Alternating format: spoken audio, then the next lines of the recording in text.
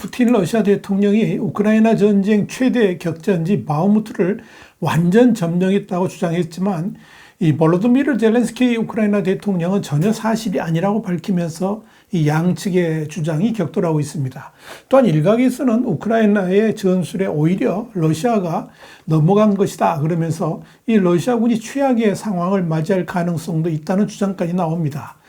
지금 바흐무트에서 어떤 일이 벌어지고 있는지 와이타임스가 정확하게 추적을 해봤습니다. 지금 시작합니다.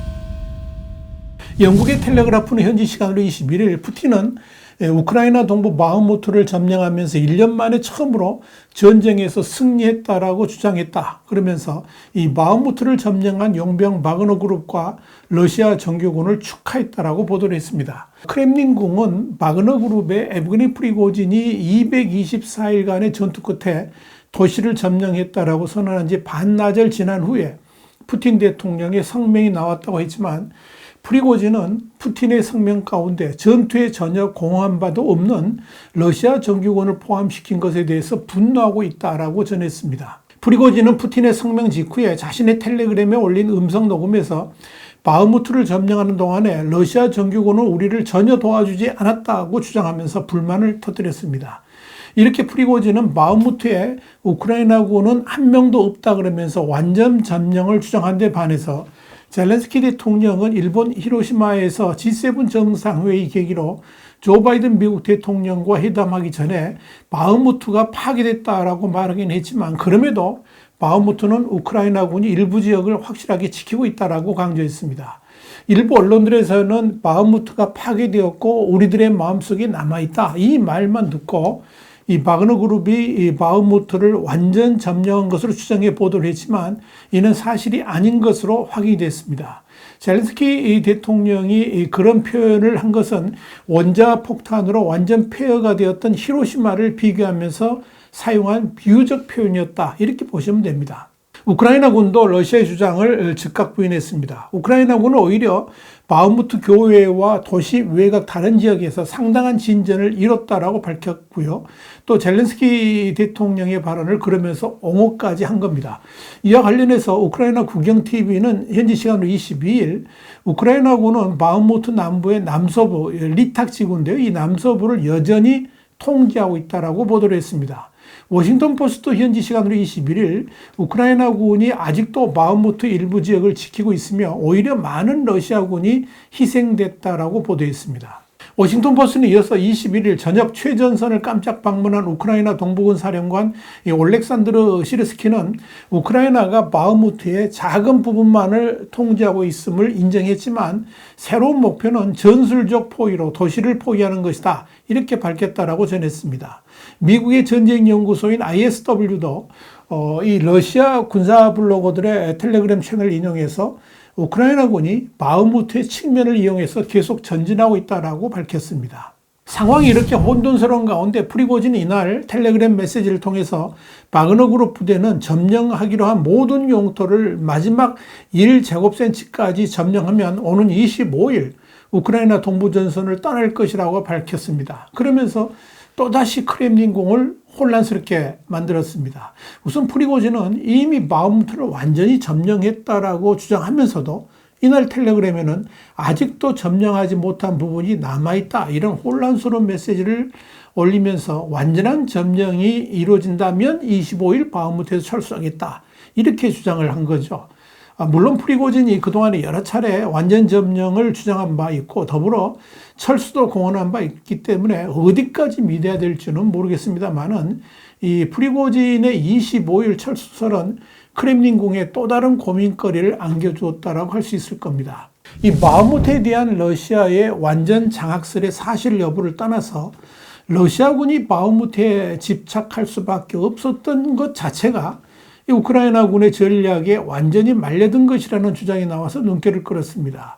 로이터를 비롯한 서방 매체들은 21일 러시아군이 바흐무트 지역을 완전히 장악했다는 러시아의 주장이 사실이다 할지라도 별다른 전략적 의미는 거두지 못했다라고 평가절하하면서 오히려 우크라이나가 준비해온 봄철 대반격의 환경이 조성되고 있다는 기대 섞인 분석을 내놓고 있다. 이렇게 보도들을 하고 있습니다.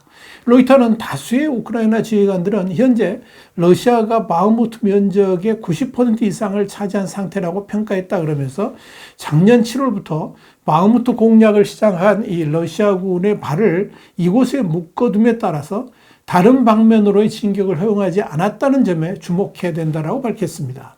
이 지역에서 특수부대를 지휘했던 예우엔 메제비킨 대령은 상대를 지치게 한 다음 공격한다는 것이 주요 개념이라고 말을 했습니다. 이런 분석에 대해서 미국의 전쟁연구소는 우크라이나가 바흐무트 측면에서 저항을 지속해 온 데 대해서 러시아군이 가뜩이나 부족한 병력을 계속 할당하도록 몰아세운 것이라 그러면서 이것이야말로 우크라이나 지휘부가 의도했던 것이라고 짚었습니다.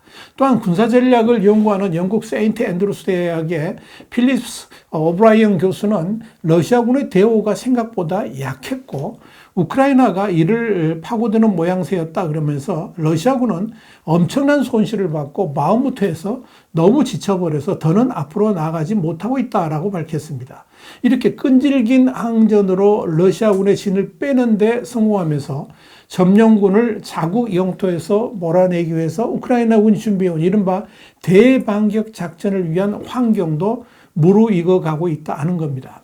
우크라이나군은 지난해 여름에도 러시아군의 전력이 고갈된 틈을 타서 대대적인 반격을 펼쳐서 동북부 하르키우주를 수복한 데 이어서 남부의 헤르손주의 주도 헤르손시를 탈환하는 데 성공을 거둔 바 있습니다. 물론 이 러시아군의 피해도 엄청나지만 이들을 상대하는 우크라이나군도 상당한 손실을 본 건 사실입니다. 여기에 대해서 의용병대대 지휘관인 타라스 데이아크는 바흐무트에 머무르며 적군의 주의를 분산시키는 것이 우리에게 주어진 중요한 임무였다 그러면서 우리는 값비싼 대가를 치렀다라고 회상했습니다. 분명한 것은 바그너 그룹의 프리고진 주장을 그대로 믿으면서 푸틴이 1년 만에 전쟁 승리를 주장하고 있지만 사실 우크라이나가 바흐무트를 내주게 된다고 해도 러시아가 특별히 유리해지는 건 아닐 수 있다는 점입니다.